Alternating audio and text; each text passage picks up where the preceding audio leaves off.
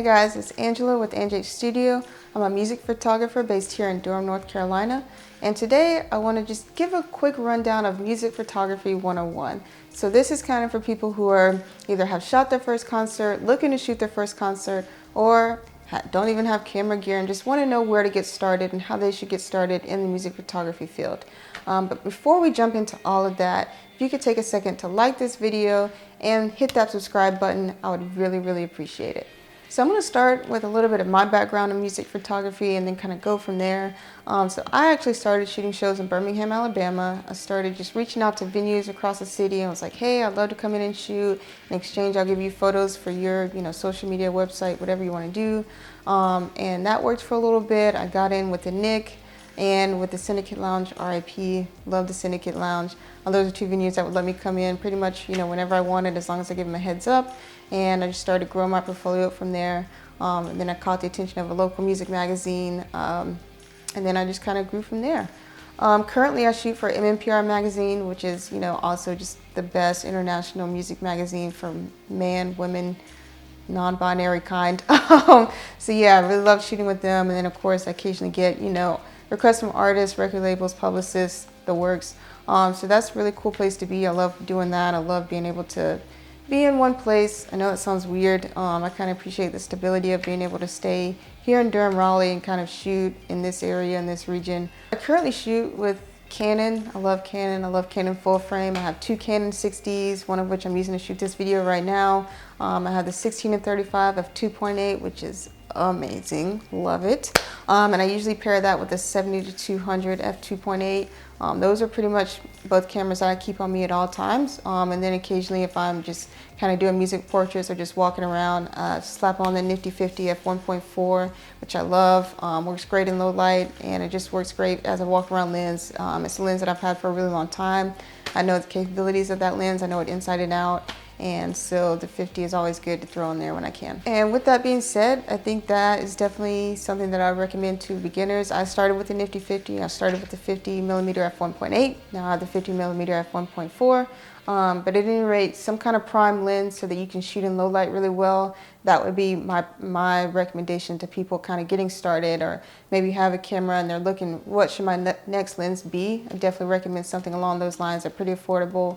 And they're pretty standard across, any kind of camera brand that you're looking at. Panasonic, Canon, Sony, Nikon.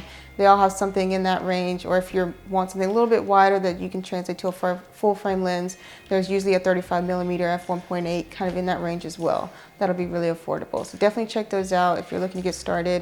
You're looking to just kind of build slowly into gear that's going to allow you to get better shots. One thing I will say about gear, I've never rented a lens for a show. That's just not something that I do, not something that I would recommend. Obviously you can if you're shooting like from the soundboard at a really huge amphitheater. That definitely makes a difference, and a 7200 would probably not cut it. But there's also extenders. I guess I just feel like there's always a workaround. Like there's never really anything that I've needed so much that I was like, I'm gonna take a loss on this and rent a lens for this show. But definitely keep that in mind, and that's something that you're thinking about. I know people that do it and that swear by it, and that's just what they do. But at the end of the day, like what I'm looking at is gear that I'm going to be able to keep and use on a regular basis for a long period of time. And quite frankly, I've never had a need to rent a lens as of yet. And it probably will be rare that you will need to rent a lens. But that's just my little perspective on life. One thing that's a really huge question that people ask, and that I think is always really hard to answer, but that can be kind of answered in some way, is what camera settings do you use to shoot concerts or festivals that are in super low light?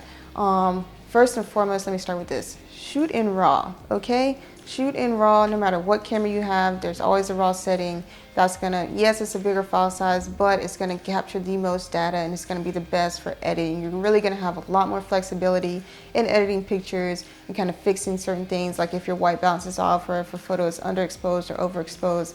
RAW will quite literally save your life. It gives you just so much flexibility, and that really is kind of what you should base your camera settings around. A lot of really good autofocus options that I take advantage of, and when I was first beginning, I was shooting mostly manual because I did actually have an 85 f1.4 that was completely manual on Nikon, so I had no choice. So I was just so used to doing that in fast-paced settings, but now that I have the option not to, I don't. So I definitely take advantage of back button focus. I'm sure there are some videos floating around on the internet on how to do that, but back button focus is literally a lifesaver.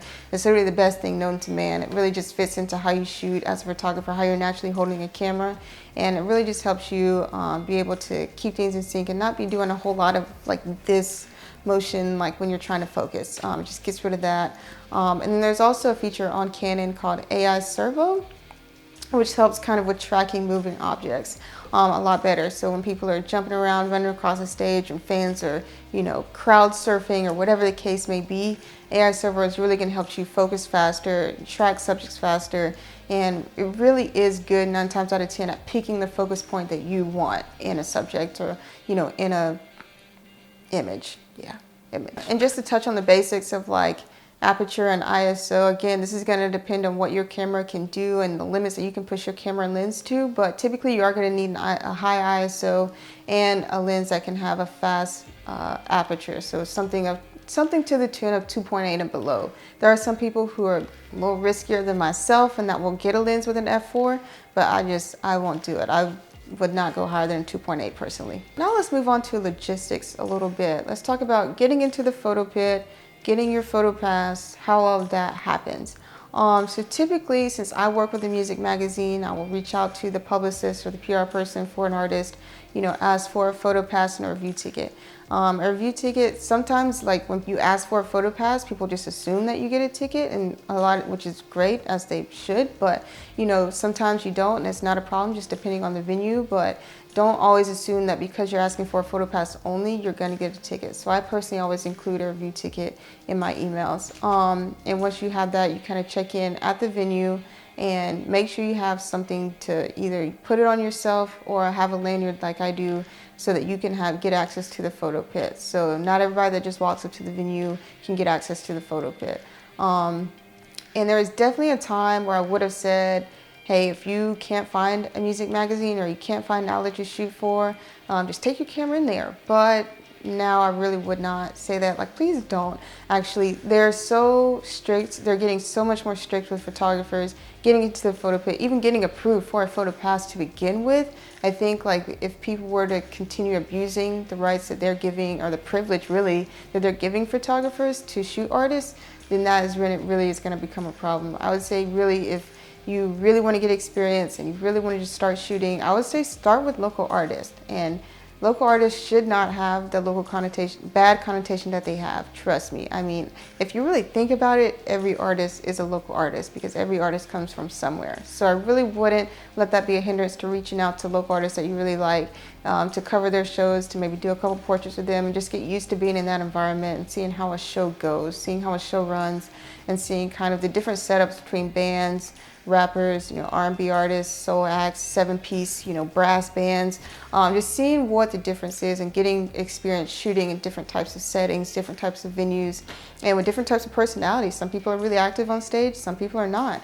And that's okay, it fits their style, but really, it will help your versatility by reaching out to those people and really getting familiar with the different types of acts if you are trying to build your portfolio before you reach out to a music magazine or reach out to a bigger artist personally and ask to work with them. So these are just my tips. These are just my experiences being a music photographer, and I would love to hear yours, and I would love to answer any questions that you have about getting into music photography. I think there's plenty of room for all of us, and I would love to see more people out here killing it, creating amazing content for people, and just really pushing themselves creatively. So with that being said, did I ask you to like this video and subscribe at the beginning? Yeah, forget all of that. Don't do it. I know you're super busy. What I would really appreciate if you take a couple minutes of your day and watch some of the videos in the playlist that's up here on the screen somewhere. I don't know.